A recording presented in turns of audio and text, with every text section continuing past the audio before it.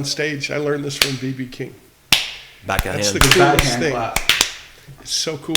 If you're doing this, you look geeky somehow. But if you're standing there doing this to the blues, that looks cool.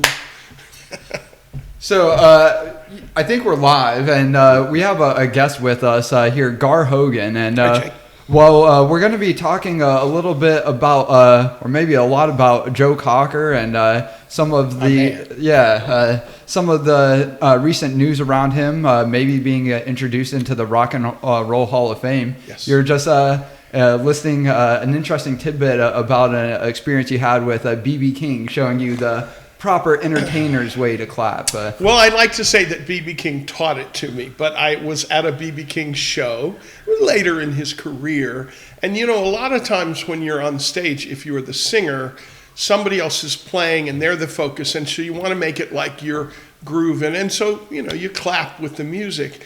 And I saw B.B. King do this, and I've never not used his trick. Instead of clapping to the music like this, which looks a little wimpy to me, he clapped like this. And so I've never done it any other way, and I'm up there thinking to myself, I look so cool doing this. No, I think there's something to be said about that, and especially B.B. King, kind of the personification of cool, Cool. Yes, and just was not expecting to hear that name, in some of this conversation leading up to this recorded one, and my dad, has played quite a bit of music with Jim over the last decade or so, and one of the stories that my dad told me from when he was younger than me, actually before he was 21, he was going to a jazz club, and I think it was B.B. King's club, I think maybe in Memphis. Okay, big club there, B.B. King's Blues Club. Yeah, and blues and jazz. My dad, being under 21 but big music fan, was able to get in, I think only because B.B. King saw him trying to get in as a fan of the music, and saw that he wasn't going to be a disruptor, so to speak, and so that just came to mind when you were sharing that little anecdote you had as well. The blues and jazz deeply intertwined. I'm not a jazz guy like Jim in the sense of really schooled in it, and I've played this much, but for people who are serious jazz players, if you say play a blues, it's all really a form of jazz, and the forms of the blues and the jazz I guess evolved together. The blues is of course so many things. The really roots delta kind of blues is ultra simple, but if you're on the bandstand at a jazz jam, somebody says, we're going to play a blues in C. Everybody knows exactly what you're saying. And it does not sound like the Mississippi Delta. No, from someone that's not as enshrined in the career of music as both of you are, or in the world of music, like a guy who I know is at least somewhat of an idol of sorts to Joe Cocker, Ray Charles, yes. Right? I think he's kind of right in that middle ground between, old school jazz, new age blues, so to speak. And do you see that differently, or? Ray is the father of everything. I was reading something recently, and I'm going to leave one or two out as long as this list is going to be. But Ray is credited for inventing soul music, blues, early rock and roll. He was a country icon in the early 60s because he did 2 seminal albums in country music. I think it is said that what Ray did is he made the bridge between the music that was played in African-American churches into the bandstands and in the honky-tonks. Of course, there's always been clubs, speakeasies, honky-tonks, whatever you want to call it, but they were not playing the music that the folks were singing in Sunday in church. And Ray formed a real serious bridge between that. When he started doing pop music, his early recordings, people were saying, that sounds like church. But he wasn't always talking about church things, but it was sounding a lot like church. And Ray, impossible to categorize. And yes, he was the absolute seminal artist that Joe Cocker spent his career trying to emulate. Well, so just as a little preparation coming into the conversation today, I'm of course familiar with Feeling All Right, and I don't even know the name, the correct name, but we all get by with a little help from our friends, or a little help from our friends. And I've heard that those were from other artists before, but Joe Cocker is the one that I think many people think of when they think of those songs. And he had an interview with Ray Charles, which is where I just learned about his influence from him.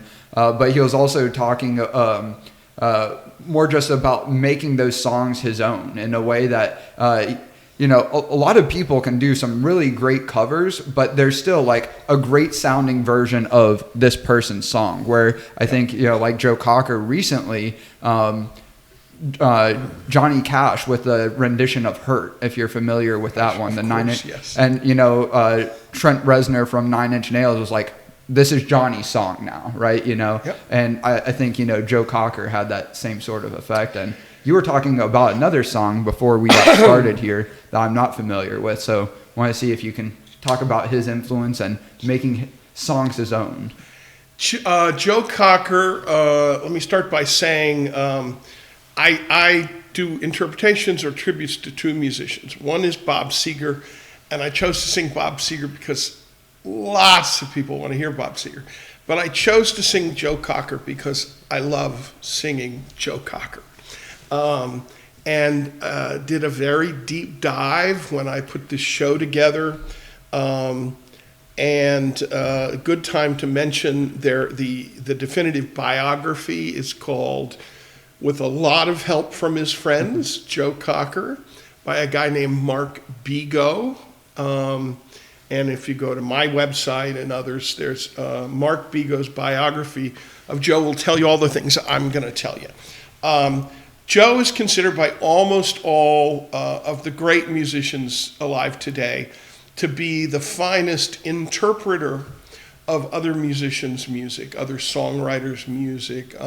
He has credits of having written and co-written some music, but from the very beginning, as a young man, he was, when over in the British invasion, when the Stones and the Beatles were all trying to play the early rock and roll, Chuck Berry and Little Richard, Joe was singing Ray Charles music. At the end of, near the end of both of their lives in the 2000 teens, Ray Charles said, I think Joe is the finest interpreter of my stuff. And then Joe made a comment that, my life was, complete now. But Billy Joel did, so there's this Rock and Roll Hall of Fame, right? And do people get in? When do they get in? And Joe Cocker is not yet in the Hall of Fame. Paul McCartney recently wrote a letter saying, this is wrong, we got to get Joe in. But back in 2014, when Joe got sick, Billy Joel went publicly and was really making the case for Joe Cocker to be in the Rock and Roll Hall of Fame. And Billy Joel's point was, nobody even comes close, that Joe Cocker was the finest interpreter of other great songs, cover versions of songs. And, I can mention 15 without having to drop a beat, but the best known of all is, of course, With a Little Help from My Friends. The Beatles record this song on Sgt. Pepper's, which is arguably the record that had more to shape modern music than any other record. And it was kind of a throwaway song. They gave it to Ringo to sing. All respect to Ringo, but they gave it to him because it's just kind of a little ditty. Right. Well, the Beatles had invited Joe around. We're in 1968 London. The music scene there is legendary, and Paul McCartney invites Joe to their studio, the famous Abbey Road Studios, and he hangs out with George and Paul, and they're like, "Hey man, we love your stuff, Joe. You want to record some of our songs?" Which is like the Beatles never did that with anyone. And so he records a version of With a Little Help from My Friends that turns it from being this little throwaway ditty on the Beatles record to one of the most powerful rock tracks ever recorded. Now, absolutely. Why? Partly because Toy Story. No. most people don't know this. That was Jimmy Page's guitar work. Jimmy Page, who at that time, right before Zeppelin, or maybe even the same year, was one of the great rock producers in the studios. And Jimmy Page took that track with Joe's vocals and made it this, big, big muscular rock song. Not too many years ago, Paul said, absolutely the definitive version of our song. We were so honored that Joe did that. I mean, these are giants in music paying respect to other giants in music. Now, that song really catapulted Cocker with the Woodstock performance. Is that right?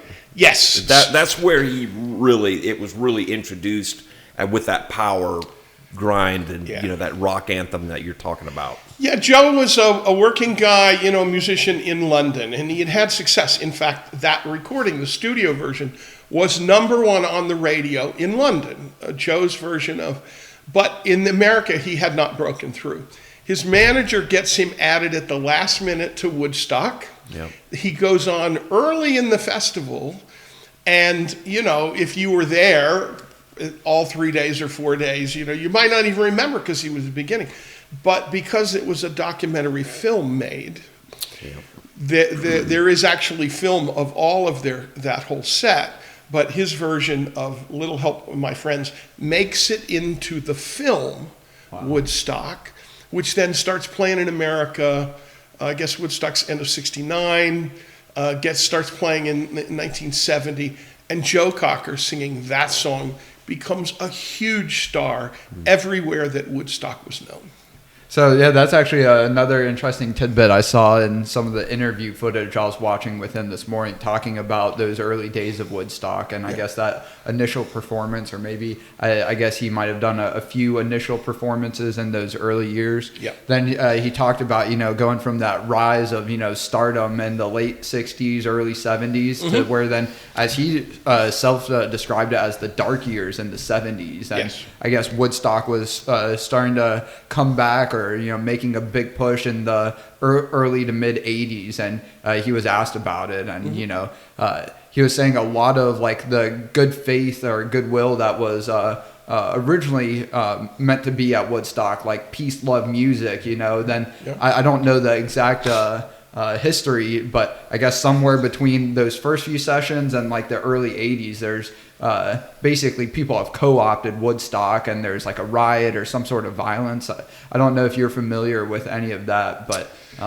you may be talking about the Altamont thing. I mean, festivals were getting huge. Woodstock was arguably the biggest, although if you're British, you'd say the Isle of Wight, which was England's version of Woodstock. 500,000 plus people there, and all the greatest groups of the day. Well, Dark Age, two ways to look at that. If you're getting a couple 100,000 people together and everybody's wiped out on heavy drugs and alcohol, there's going to be some problems. There was the infamous concert that the Rolling Stones captured, actually Martin Scorsese in his film, where someone got stabbed as the Rolling Stones are on stage within about 30 feet of the stage. And it was tragic. And the Stones reacted with shock and, supportive. But, Jagger made public comments that, these are just getting too big and people are getting too messed up. And the Stones stopped playing big shows like that for some time. Wow. Altamont was one of them. There was a horrible incident in Cleveland, I hope I'm getting that right, somewhere in Ohio, where the Who played. Cincinnati. Yeah, Cincinnati, thank you. And people rushed the stage, and 8 or more, a bunch of people got badly hurt, maybe deaths. I think it was like 8 or 10 that were killed. Yeah. And just like 20 some, I don't know the exact number, but I think it happened outside because it was really cold. Okay. And they were in the process of letting people in, and people were cold, and they started rushing. Yeah. because Pete Townsend is quoted as saying, if it had happened inside, he said, I wouldn't be able to ever play again. Okay. So, Yeah. So maybe some of that darkness came from the terrible violence that happens when you get a huge crowd, people amped up and intoxicated so much they can't think well. Joe Cocker's dark years takes on a different meaning, and Mark Bego's biography is really great about this. I mean, there's no way to sugarcoat it, and Joe never tried to run away from it, but by the time he gets to Woodstock and then the tour Mad Dogs and Englishmen that our band is doing our homage to, Joe was, like many of our generation, was lost in drugs and alcohol.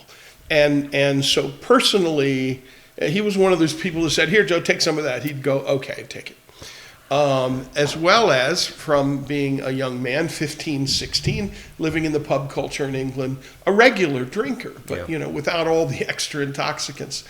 Anyway, he had some very bad years with intoxication and some very public embarrassments. He went on stage and bad things happened because when you get out of your mind. And fortunately, Joe turned that around in his life. And for a period of time, it looked like we were all going to remember Joe Cocker for that. But he had another 20 years, I guess, where he really came back and had a fantastic career. He never became a big draw in America after that. Yep. But he never stopped drawing crowds of 60, 70, 80,000 in Europe for the last 20 years of his life. Wow. And going back to some of the earlier moments, you're talking about, and I'm going to butcher it, the Englishmen. What was it? The Old Dogs and Englishmen, was it? And then, I'll get it. Yeah, I'll please. clean it up Yeah, please. I'm so sorry. Maybe the history of how that came about. How that came about and why that meant so much to you to, pay homage to this part of his career in particular. Yeah, I appreciate the chance to talk about that. First of all, you don't need to apologize for being who you are, and we're really talking about ancient history now. So most people don't center their lives around ancient history. After Woodstock, Joe became a huge star.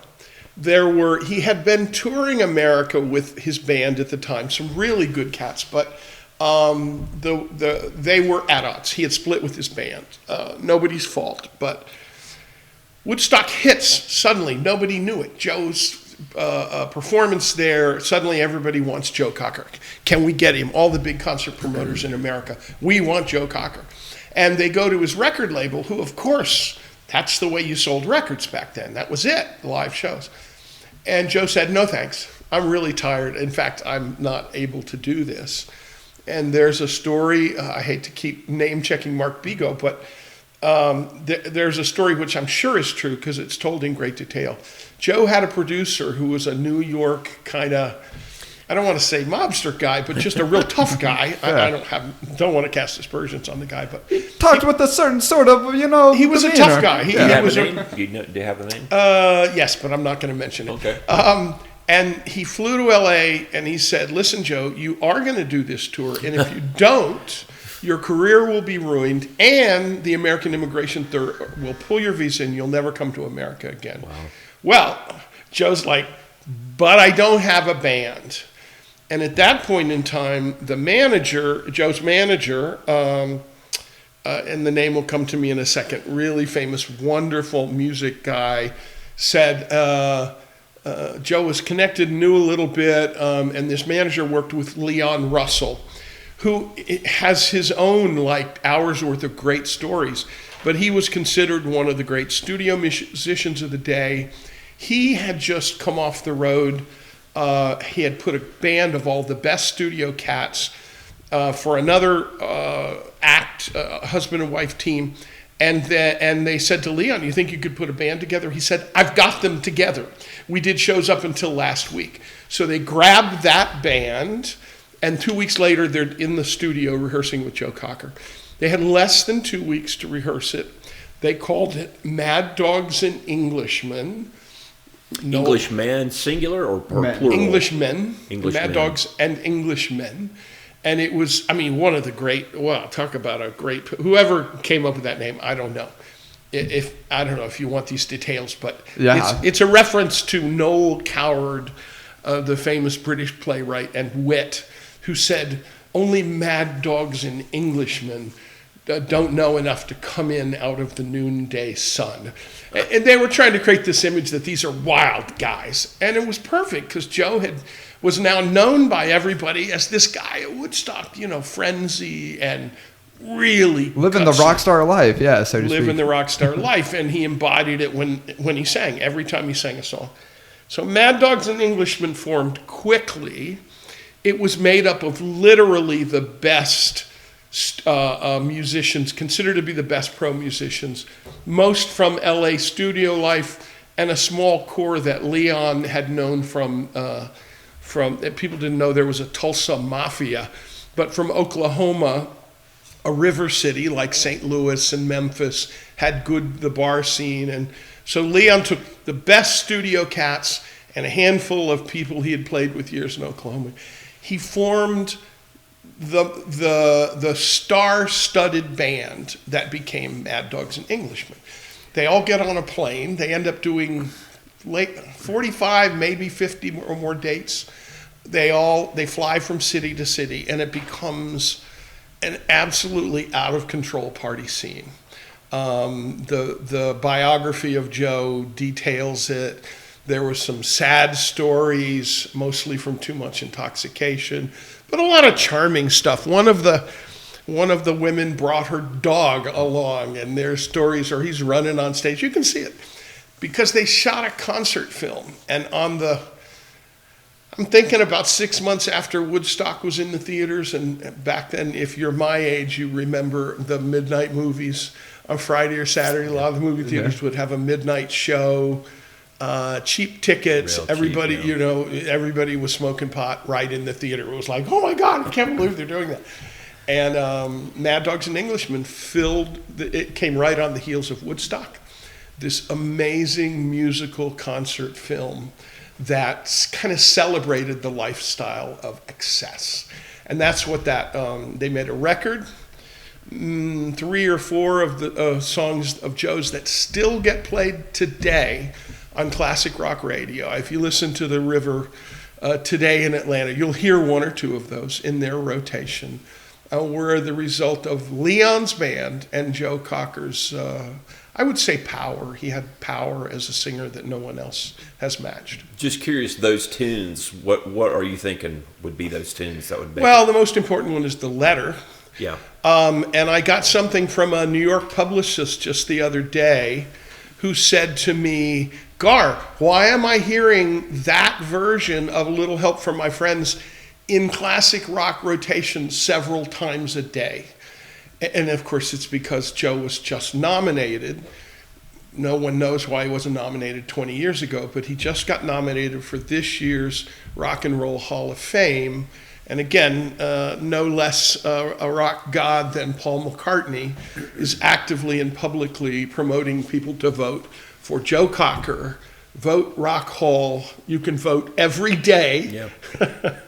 Up until April 21st, I think, and that's on our website. And how does this work? Does it, like, each year there's a select number of people that are up for nomination, and there's only so many people that can be entered in each year, or is it differ year by year? And do you know how that works? Or? I know some of it, and I've when I heard Joe was nominated this year, it's like, what? He's not in? I made it my business to learn a little bit. There is a committee.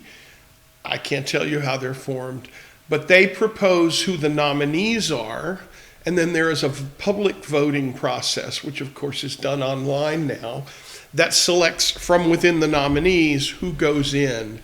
I don't think there's an exact number that can get admitted every year, like the top 7 or 12, Right. But I mean, logically, maybe there is. I'm not sure. They have some sort of like selection narrowing down. Yeah, maybe you have to get at least this number of votes or something like that. But the interesting thing to me about it, the Rock and Roll Hall of Fame, if you get up through 1980, 85, I mean, it's clearly what you guys and I would say, oh, that's rock and roll. But in the last 20, 25 years, I think rock and roll has become to be blended in people's minds with pop music. because Outkast is nominated Yeah. this year. Wow. I mean, great acts, which you I don't think of them as rock. which Yeah. we don't think of as rock or rock and roll. Bad Company's up this year. They ought to go. Yeah. You know, last To the year, dad. last year, Paul McCartney was arguing that Foreigner ought to get in. Well, of course they should. Yeah. And they did. Foreigner got in last year. So the nominees this year are an interesting group, all really talented people. Not exactly, but Joe Cocker's career started much longer ago than anyone else in this list of nominees. He's got to get in it. And if you listen to this podcast, Go vote. yeah, shame on you if you don't vote and we don't get Joe in. So it's www.rockhall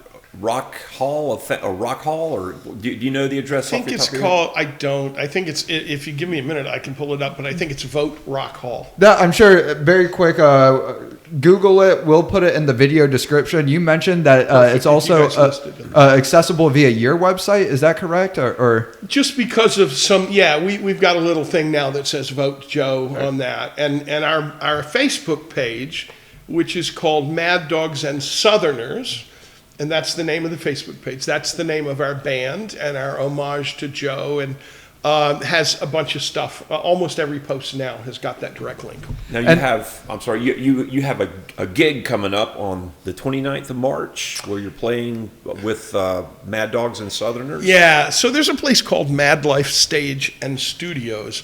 I actually have never walked through the door, but since I got to Atlanta 3-4 years ago, everybody says, "Oh, you've been to Mad Life, right?" And, "Oh, that band's playing at Mad Life." And so to me, it's become like Mecca. right. Okay, in my life, I must play Mad Life. And the people are wonderful. The facility is, second to none. And for those outside of the metro Atlanta area or outside of Georgia, it's in Woodstock. So I thought that was kind of interesting, kind of full circle coming back to Woodstock. So I'm going to come back to that story in a second. But to answer your question, Jim, Mad Dogs and Southerners, our tribute to Joe Cocker and Leon Russell, will perform at Mad Life Stage and Studios in Woodstock, Georgia on Saturday, March 29th. And go there, if you just Google Mad Life or Best Tribute Bands in Atlanta, it's going to take you there. Great club, great entertainment, and March 29th, if you have any interest in Joe or Leon, you ought to see our show. It's pretty special. So the Woodstock thing. Yeah. 2 weeks ago, I get an email one day where a guy says, "Hey, I'm a publicist. I'm in New York." "Oh, a New York publicist." I'm like, he says, and I'm, was it a phone call? Anyway, we've been talking a lot since then. He is the publicist for this biography I was telling you about. 2 years ago, a guy called Mark Bigot wrote a really excellent biography of Joe Cocker, and it's called With a Lot of Help from His Friends. And so the publicist said, we're starting to re-promote the book because Joe was nominated and I was like, Joe was nominated? Actually, I'd learned a few days before that. But he said, "I'm really interested in your show. We would like to do some co-promotion." And it took us about 3 or 4 minutes of talking. He said, "Oh, I assumed it was Woodstock, New York." And I said, "No, there's actually another wonderful Woodstock." But I pointed out to him that, and he once he went and he saw the website of Mad Life Stage and Studios in Woodstock, Georgia, he realized that for people in the Southeast and Metro Atlanta, Woodstock and Mad Life are a big deal. Absolutely. And so we've continued to do some co-promotion. He just published an interview with me in the Times Square Chronicles. And if you Google that, there's a lot of great stuff about music. It's a little bit New York centric, but Well, I wanted to circle back around to you forming Mad Dogs and Southerners, some of your history even beforehand, just in your music career. But I want to go back and circle on the classification of, the different genres of music. I know recently more like modern artists have, and some of them have gotten up in arms about like Beyonce winning this like country music award. And there is a lot of, gray area between one genre to another. Sure. And what was really interesting to me, again, coming into this conversation was Joe Cocker in one of the interviews I was listening. He like outright said that he doesn't consider himself a rock artist, which may not be too helpful from like the perspective of getting him in the Rock Hall of Fame. But he did see himself more as a blues guy. So again, maybe if you don't mind, just talk about your perspective on, the blending of genres, one person labeling themselves as something else, maybe to get an award or, just maybe introduce themselves to a new audience. Boy, you've just added a lot to it. 4 or 5 really fascinating facets of that. Here's what I'll say. If you'll permit me, there was a time in the history of music, which, I studied and some musicians study, when there was only one kind of music. And in fact, they only sang one note. It was in the Middle Ages, coming out of the Dark Ages, when the monks chanted, and there was something they called plain chant, and it's because they only sang one note.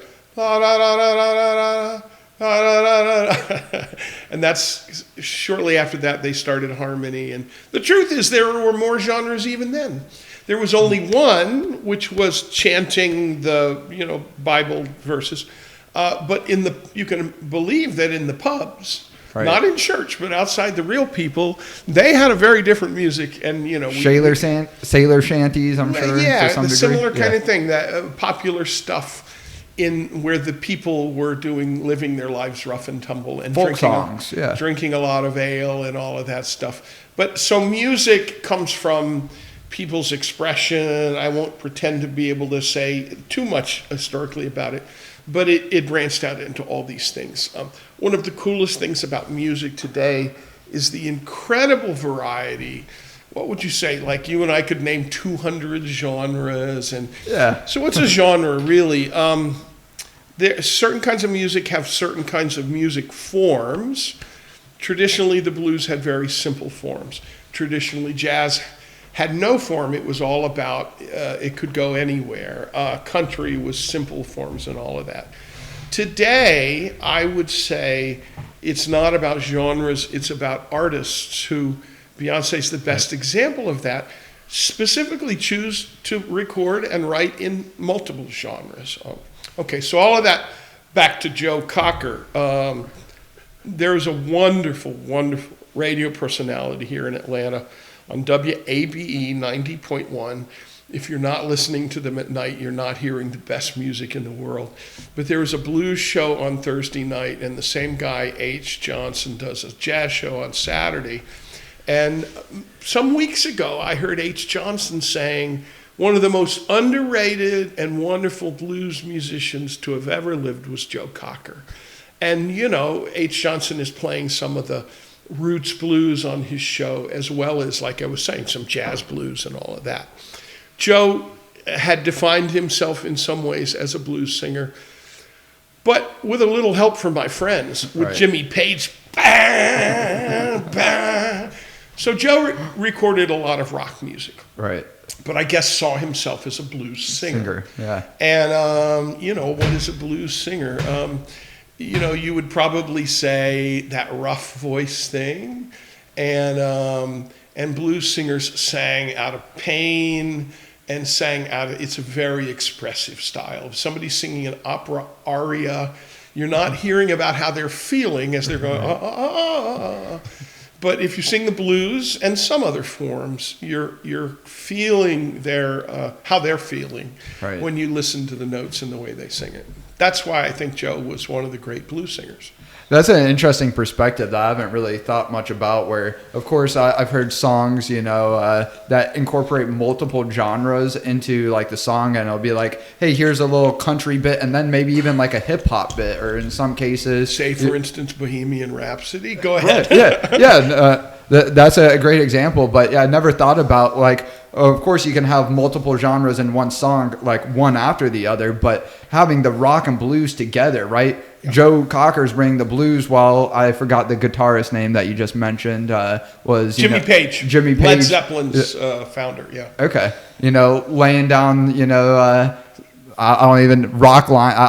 I'm, as you can tell, no musician myself, but it is interesting thinking about it from that way. Rock and blues at the same time. You have a rock guitarist paired with a blues vocalist. It doesn't have to be one or the other. Yeah, good point. I mean, there was a point in the 60s where we were all like, what? Is that a violin in those rock songs? And it wasn't. It was kind of cool. And then violin became cool in jazz also, I think, in the 60s. Some cool guys that when jazz went electric, some of the real cool cats, John McLaughlin and others, brought violins, like electrified violins. The blues is typically seen as there's 4 eras. The early blues came out of the Delta. It was from work songs. It was just a bunch of people in a lot of pain, shouting together. But then there were musicians who picked that up, got an acoustic guitar, and kind of accompanied that and wrote some songs. The prototypical, the best example is a guy called Robert Johnson. But there are wonderful, called the Delta Blues mostly. Then when the Great Migration happened and a lot of people who were being oppressed and enslaved in the Deep South moved to Chicago for work, that's where that's considered second generation blues. And that was at the time where people were adding electric instruments. So blues added drums. So instead of a whole bunch of people clapping to the beat, now you had a drummer. And then you had the bass eventually got plugged in, but the guitar for the first time got plugged in. And that came out of jazz. Some of the guys, Charlie Christian and those. Jazz was, big bands started using an electrified guitar because you had to get the guitar louder to cover all those horns. So blues picked up electrified guitars in the second generation, also called often Chicago blues, but it wasn't just limited. Third generation is the British guys. In 59, 60, 61, 62, all the heroes we have, the Rolling Stones and those guys, they heard recordings of Chicago blues, maybe the earlier stuff, and they said, we can do that. And you could say they turned the guitars up. They learned stuff about distortion, so now you're getting a different sound. And the third generation blues is associated mostly with the British invasion, the 60s, but there were brilliant examples, of course, in American musicians. But,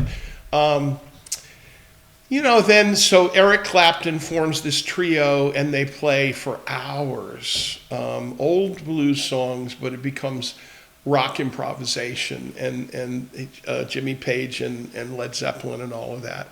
Fourth generation is everything that happened after that. And I think the absolute best blues band in the world today is Tedeschi Trucks.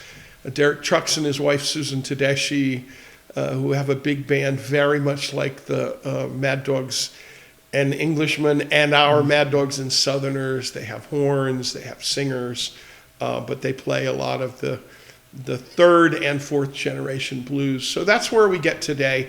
Fourth generation blues is a mixture of rock and whatever elements, some country and all that.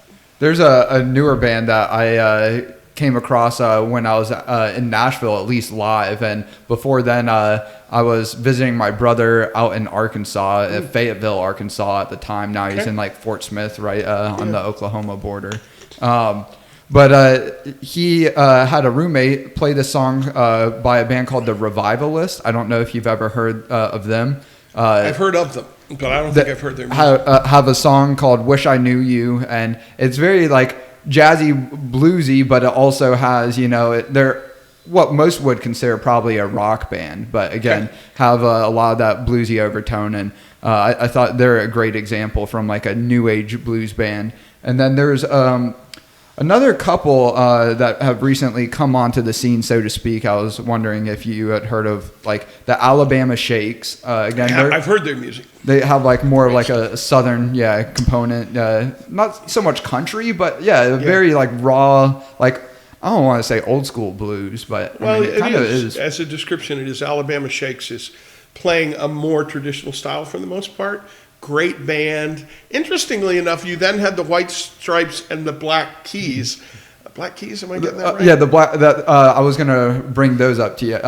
They started out really kind of bluesy, and then a lot of people said they migrated more just towards traditional rock, pop rock sort of deal. Yeah, both of those bands. I don't know too much about the individuals, but Jack White, of course, is a tremendous. Like, he's a student of traditional blues. He's, his record store in Nashville, the other one I guess is up north somewhere, very dedicated to keeping people knowledgeable about and aware of traditional blues. That's really going back to first generation and second generation. So you have these younger people who now, of course, everybody's young to me, but now people who've been playing professionally for 20, 30 years who were schooled in traditional blues but don't feel like they have to make it sound like, Bucka White or Robert Johnson. Now they feel very comfortable using today's influences, and that's how music grows and breathes. And you're trained when you're schooled like jazz musicians in the past, just like classical. Right. But unlike classical, for pop musicians are like, hey, I heard some new stuff yesterday. I'm going to put that in my song next week. Yeah, just speaking of Jack White, one song that was really prevalent for me early on in my childhood was from, I don't know if it was his first group, but the Raconteurs. Raconteurs? Yeah, I've heard that. I don't know that I know their music. Steady As She Goes, to me. Okay. In any case, the Raconteurs, they had a song called Steady As She Goes, and it was very rock bluesy, but then also had it was the blues sort of raw emotion, but almost more with like kind of a punk sound. So again, it was a very sort of interesting combination of the three. Did you have something that you wanted to get in, or? Well, I wanted to ask Gar about the company that he founded, Tribute Management. Can you just talk a little bit about Tribute and what the goal is? And Sure. I came to Atlanta 5 years ago, but the first two were first of all, I was recovering from some stuff. I'm doing great now, thanks. And then suddenly I get here and COVID's happening.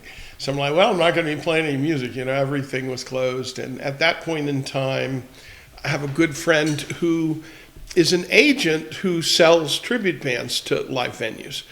And he said, oh, you ought to do a tribute band. And I was like, you mean like Elvis impersonators and stuff? I didn't get it. I really didn't even know what tribute bands were. And I went to hear his band he performed with a good band, Neil Diamond and Barry Manilow. And I respect those guys. They made a lot of money. They entertain a lot of people. But it's not really my jam. But I went to this place, very like the country club at a very wealthy development. And he's up there singing Neil Diamond songs, which to me, like, I grew up with as a kid. I don't mean grew up with and loved, but a little before my time. And these people who were like 70-something, like obviously like lawyers or engineers or bankers, because they had done, they're on their feet going, yeah, like it's Neil Diamond on stage. Yeah. And at first I was shocked. I mean, it's like, this is my friend Jonathan. He's good, but he's not Neil Diamond. Yeah, he's no Neil Diamond. I went back to my hotel room that night and I thought, I kind of got it. So those people who were reacting as if Neil Diamond were on stage, they were re-experiencing how they felt when they were 15 or 18 or even 25, when they responded to music in a certain way, like viscerally. I mean, they were really feeling the music. I don't react to music today like I did when I was 16.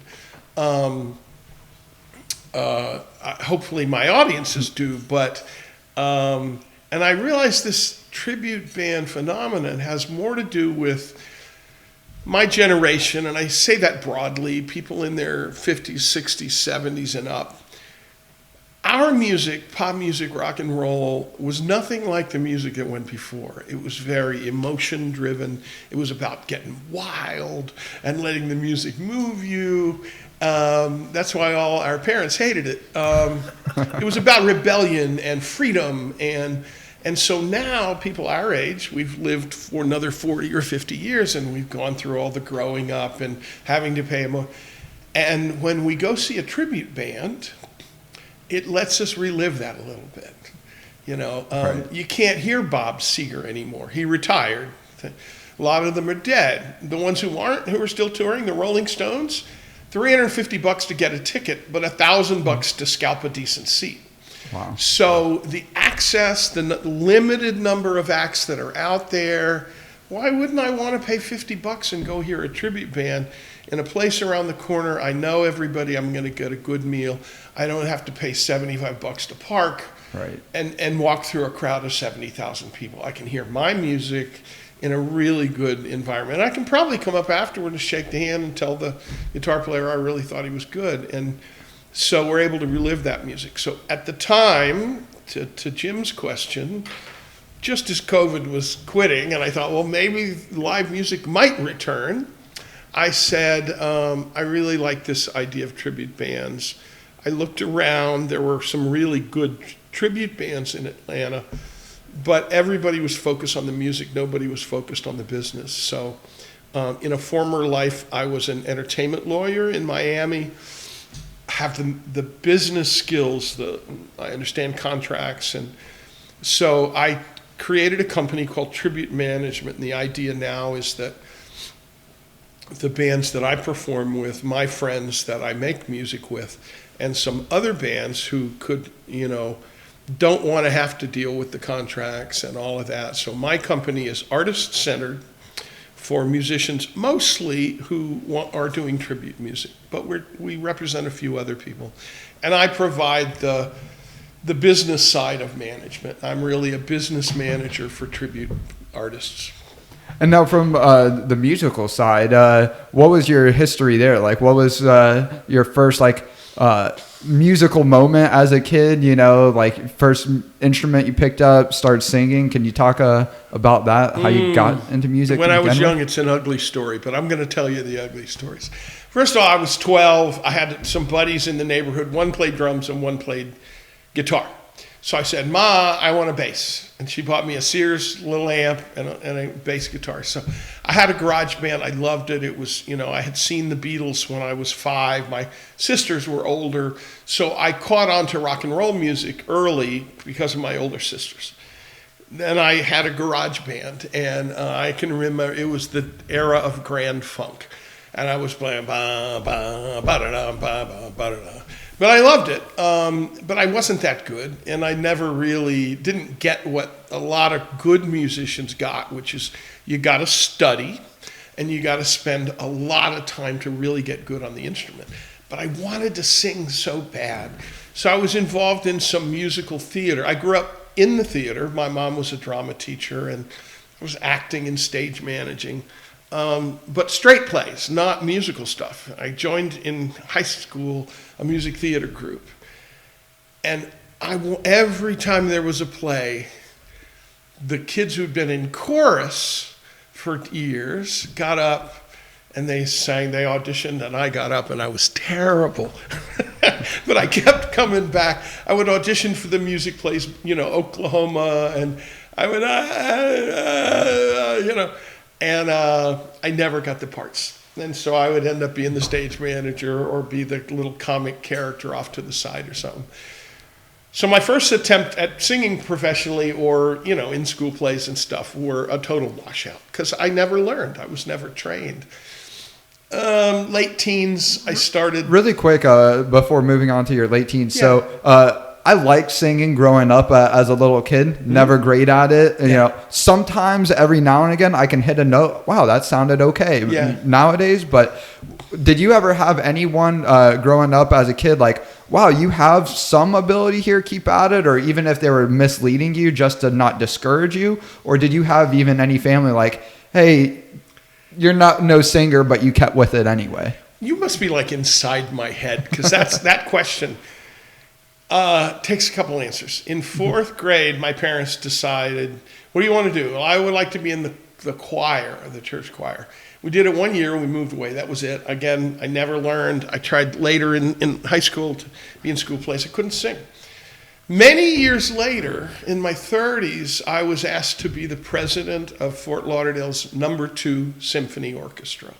Wow. And it was because of my business skills. And at that time, I was a trial lawyer. And they asked me to do it because I could run board meetings and I could stand in front, hey, everybody, welcome to the symphony tonight, my public speaking skills. It wasn't because of my sophistication in music, but they had a choir associated, and it was a lot of music professionals who sang in the choir.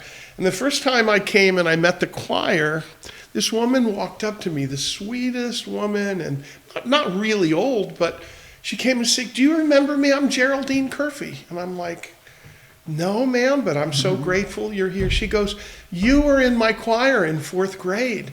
You were so good. I tried to get your parents to keep you in the choir because I knew you had musical ability then. I'm like, wow, that floored me. This really sweet lady. And so how would have things been different now? Maybe I'd be singing opera instead of Joe Cocker. I don't know. But I had that brush where I could have gotten the training. Right. But I never got training as a singer, so I fell back onto the kind of singing that was really about feeling. And yeah, that's something. I have a cousin that's a pretty good vocalist, Jonathan, that will play with Jim and my dad from time to time. And he's talked about it, which kind of has opened my mind and eyes up to music and singing even more in particular. How much of it really is not all confidence based, but a lot of it is, confidence based. Like, and in a similar sense, I'm no actor as well, but I've also heard, it's just like, okay, making yourself look, like a fool in front of people. I obviously that's not the goal, but I mean, you'll go to some concerts, very professional, musicians, vocalists, and they don't always sound, like the studio recording, and sometimes not even close to it. Yep. And I think it's so easy, in any aspect, but even holds true in music, as artistic of a field as it is, you don't have to be the best musician, right? You have to be easy to work with. You have to have some business acumen. And if you can maybe also kind of touch on that outside of the artistic skills, what sort of skill sets that you would recommend or wish you had, even looking back, that others would be able to benefit from? I wish I'd have stayed in Geraldine Curfey's choir, because I would have not only, I think, been a better singer, but I would have understood music itself, music theory, and I think I would have done that. But, to your question about what skills and how much is confidence, a lot of that is genre driven. Because if we listen, the blues is built on first generation, second generations. Those cats and women did not sing that well. Right. They were singing from feeling. They were expressing, blues in particular was a lot about expressing pain and joy in response to the pain. But it's not a really... it's not about the vocal quality, and it's not about vocal excellence. As we get into the 60s and 70s, there's some just brilliant, wonderfully trained and singers who execute extremely well. And you can have a record that sells just as well from a person who's singing from feeling or stylistically as a person who's really, really good. I mean, take Barbra Streisand, brilliantly trained, singing as good as any opera singer from a point of musical and vocal excellence. But at the same time, there were hits by... Bob Dylan, yeah. Yeah, Bob Dylan's a perfect example. Bob Dylan and Barbra Streisand records were on the radio at the same time, and I still meet people of my generation today say, he really couldn't sing very well, could he? And I'm like, duh. And he still can. Yeah. Like, duh. No, you're right. He really couldn't. But your example of Dylan is a good example. So pop music, what records get on the radio, it's for different reasons. Dylan's songs weren't big because he was a great singer. It's because he was a great writer. Yeah, right. I've heard it wasn't how he sounded that attracted people. It's what he said. It's what he said. Exactly. He was a poet, so that's... So from my generation, and people listen to music in the 60s and on, I think very true also in later eras. More recently, people really care about what's being said and the message. You know, a band like U2, who really became known as a band that believed in things and really stood for something. And, you know, Bono's a great rock singer, but not considered a great vocalist because of what they said. So pop music is mixed today. You can turn on a pop station and listen and hear 5 different genres, all by the same station being listened to by the same people. Singing is as diverse as the genres of music. Certain genres of music require more vocal skill or technical knowledge. But you can just get, you know, the blues singers from the 30s and 40s, they used to call it shouting the blues. And people say, what do you do? I said, basically, I get up and scream for 2 hours. And people really like it. They say, you're such a great singer. And I think, no, I really am. I scream really well. And that's kind of joking. But, right, being self-critical, joking, but then, yeah, also to your point, it's not about hitting every note to, you know, the note, like the degree it's supposed to be hit to, you know, it's just putting yourself into it, being raw, you know, being yourself. I mean, for me, I was trained as an actor. I got acting lessons. I never got singing lessons. And so when I perform today, when I sing the songs of Bob Seger, and people come up and say, you really sound like Bob Seger, or I sing the songs of Joe Cocker, and they say, wow, it was great, you have a great voice. It's 2 things, and you touched on one that we haven't said. One is just being able to put feeling and expression. I mean, when I'm singing with all of my body, and instead of somebody who's singing like that.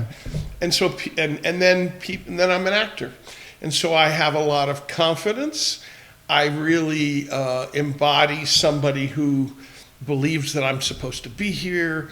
I'm singing the message of the song. And you know, I say like it's technique, but I mean, I really do. I feel the music very strongly. So it's emotion, it's performing skills. I'm not afraid when I walk onto a stage and stuff like that, but it's not great vocal excellence, which if I could do anything different, I would have more vocal excellence. Well, going back to some of those earlier days getting started in music for you, you mentioned that you started with the bass, but then going into your later teenage years, I think you're getting at that you started to evolve or build on, you know, your early beginnings. So the next era musically for me was sitting around in rooms with my buddies, banging on a cheap box guitar, smoking a lot of pot, and howling the blues. Nobody was listening. And so it's like sports and like a lot of other things, it's repetition. Yep. And I sang and I sang and I sang and I sang. And, you know, that started around 15 or 16. And around 19, I was comfortable enough doing it and I could keep on pitch well enough that I started a band. My first professional singing group was called Street Affair. Great names. I've had a knack for picking good names. Street Affair, and it was me and another guy. We played guitar, and then a young Cuban woman, and we sang the vocal music of the day, Crosby, Stills, Nash. It was all 3-part harmony. And again, we rehearsed for 7 months until we knew it note for note. And then we went out and people went, wow, you sing really good. No, what we did is we practiced really hard. And so we could hit it just right, and we could sound like it because we'd listen to the song, try it, listen again, try it over and over and over and over and over. People, I want to shake them. People come up and say, have you always sounded just like Bob Seger? And I say, no, I had to practice really hard to sound like Bob Seger. That's interesting because so many people, you know, I play some jazz music here in Atlanta, and so many people think that the music is just something that you're born with. Right. Yeah. And it can't. There's definitely talent. There's definitely people that are gifted, and you know, but they still work at the art. I mean, it is so demanding. And so I wanted to say that. And one other thing too, to Jake's comment about, I think if you're a performer at your level, you have to be okay with being vulnerable. Yeah. Because you're going to step up on that stage, and you have to be okay with somebody out here may think I sound bad, you know, and I'm not going to impress them. Okay, I'm still going for it. Is that accurate? It is. Recently, I've started playing solo again. I have a good friend, one of the coolest people in the world. His name is Jim Young. He has a couple of places in Jackson. I am Wednesday nights at Goat Island Tavern. And I just like Jim, and he asked me if I'd come. And I haven't played solo in years. And I joke with people that there's a lot of music I like to sing, but I won't ever get to sing it because I either play the 25 Bob Seger songs or I sing the 25 Joe Cocker songs. Yeah.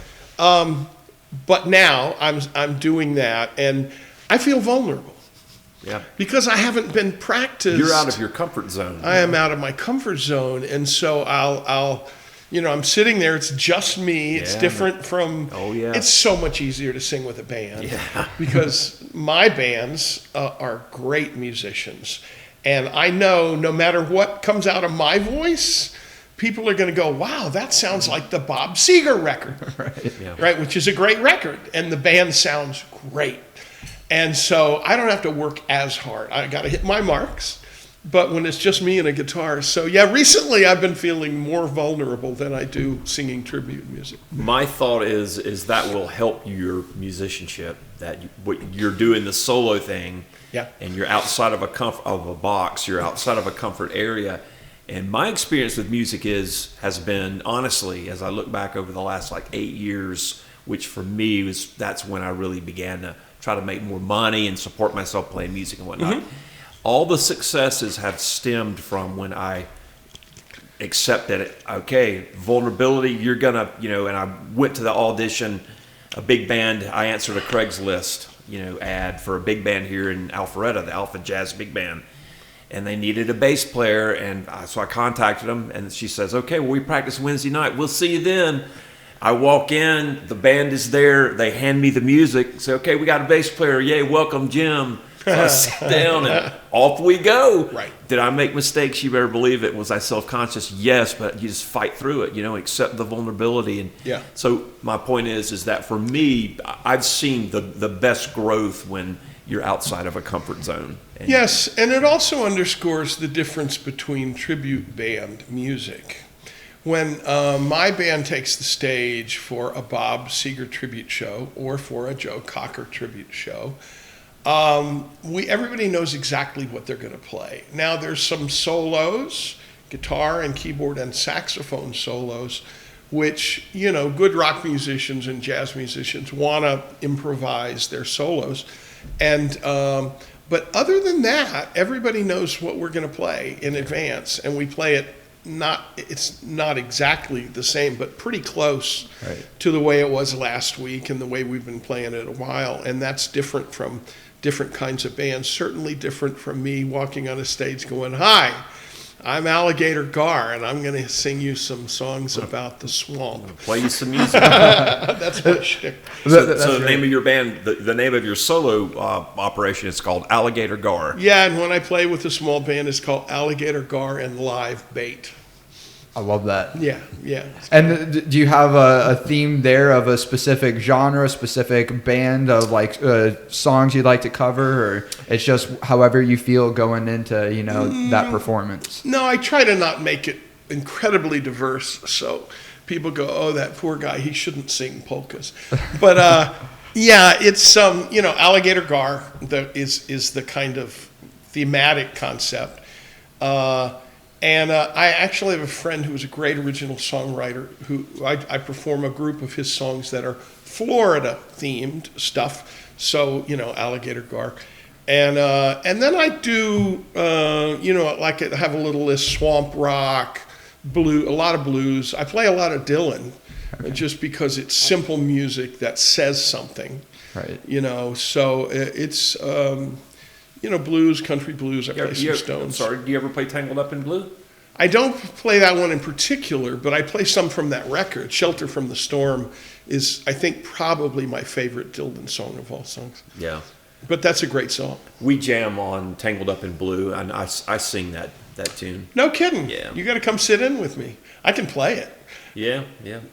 One morning when the sun was rising, I was lying in bed. All right. So now, Wondered if she you had come changed to it all, if her hair you was come to still my red. solo gig, I know you're sitting in. Oh wow. I'll Jim- shame you until you get on stage with me. Jim has done some great performances of that song. Like of some of like the songs that they play, I always probably annoyed Jim asking him almost every time they come. Hey, will you guys do Tangled Up in Blue? And I appreciate it. That's one of the few tunes. I'm not a vocalist. I haven't been trained as well. And so, music to vocal. In fact, we had a guy I was playing with a music theater here in town. We're doing a musical. Mm-hmm. It was really cool. It was called Disaster, and it was a takeoff on the 70s. Remember all the disaster movies? Airport, Earthquake, Tidal Wave, or cool. it was takeoff on all those. And it was a play here in town, a musical. And so I'm in the pit playing with 4 other musicians. And a kid from that performance came over and jammed with us, with his dad and myself and Jake. I think you were there, I believe. Yeah, probably. And this guy, first name Shane, I don't remember his last name, but he was a trained, he was a vocalist. And I remember singing in front of him and saying afterwards, man, it's just hard and I sound like crap. And he just said, you just have to keep doing it. That was his answer to all this, discussion ahead of time. He's like, you just, and that's kind of what you said. You just have to keep doing it. Ed Sheeran, fight through it. Yeah. He said, people say to me, "Oh, I can't sing," and I say, "That's a lie. If you can talk, you can sing." Right. Yeah. That's the actually, forming making the voice go. So you have the skills, but from then it's just practice. Yeah. Well, anything else that you would like to cover specifically? I know there's a lot that we can talk about, going into some of your musical past, but going into this upcoming performance, again, Mad Dogs and Southerners in Woodstock, if you want to, again, touch on that. Mad Life Stage and Studios. They're easy to find on the web. They have great tribute entertainment every night. Also, I understand great food and... But yeah, Joe Cocker, this is Joe's big year for a comeback because of the Rock and Roll Hall of Fame nomination. We are going to be giving away at the performance or at our merch table some signed copies of the biography of Joe, a very celebrated author. We're going to give signed copies away of Joe Cocker with a lot of help from his friends. So we're trying to get people to join us in celebrating again Joe's catalog. There's a few songs that are, like I said, in rotation to this very day, but there's a bunch more, and people go, wow, I love that. I did not know that was Joe Cocker. I will mention, somebody asked me, the Times Square Chronicle said, how come you think it took, Joe Cocker this long? Why isn't everybody on board with him getting in the Rock and Roll Hall of Fame?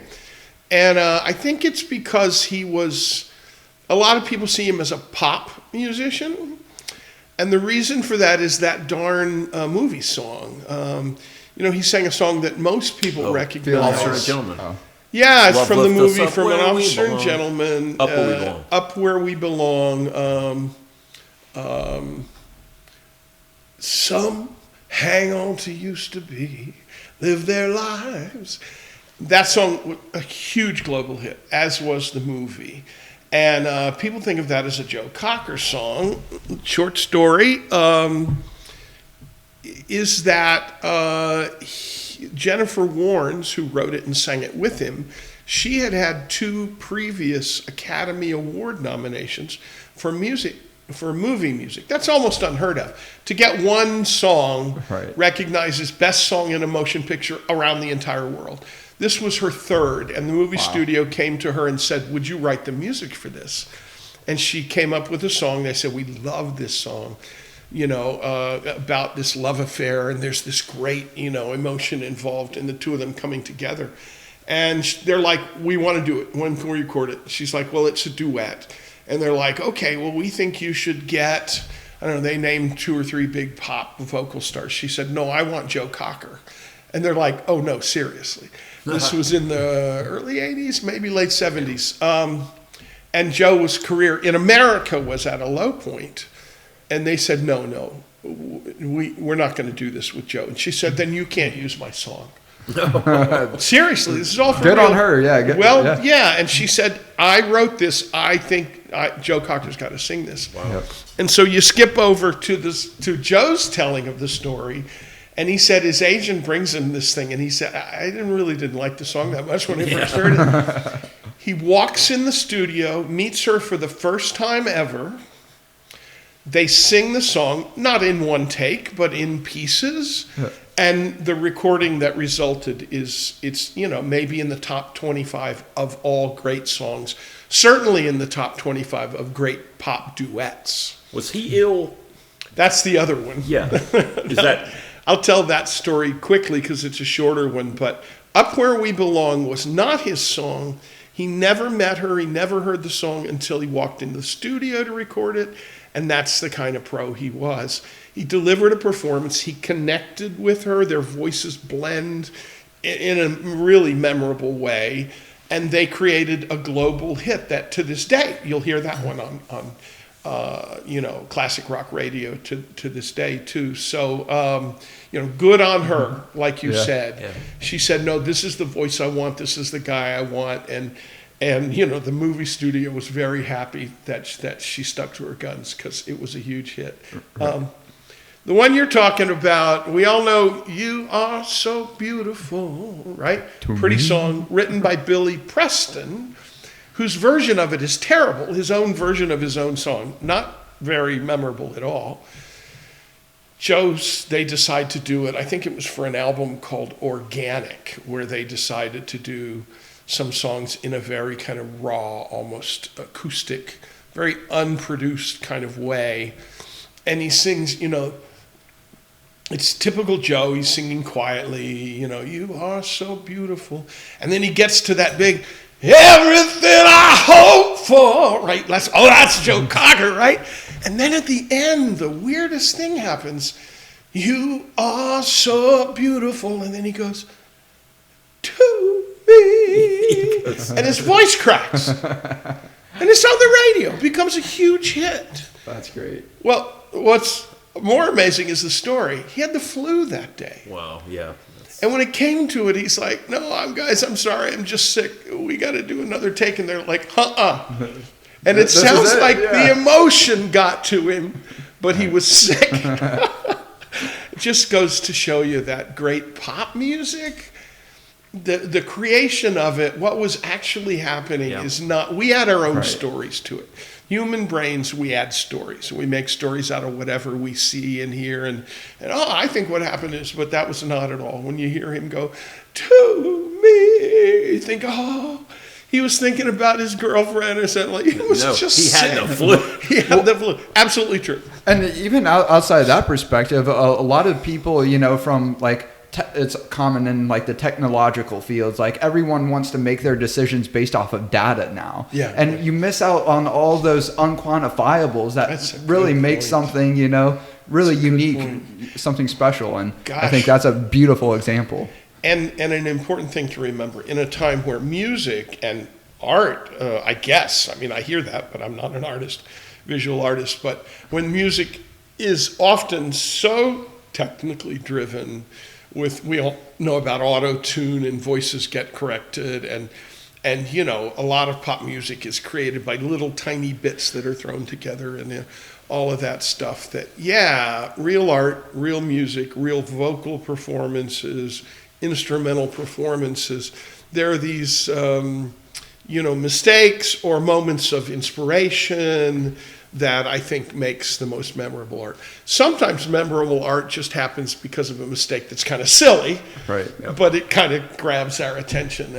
And that was one of those where one that came in the way you don't want. The singer is sick for the recording session, but because of the nature of the song, we all take it as He's really feeling it today.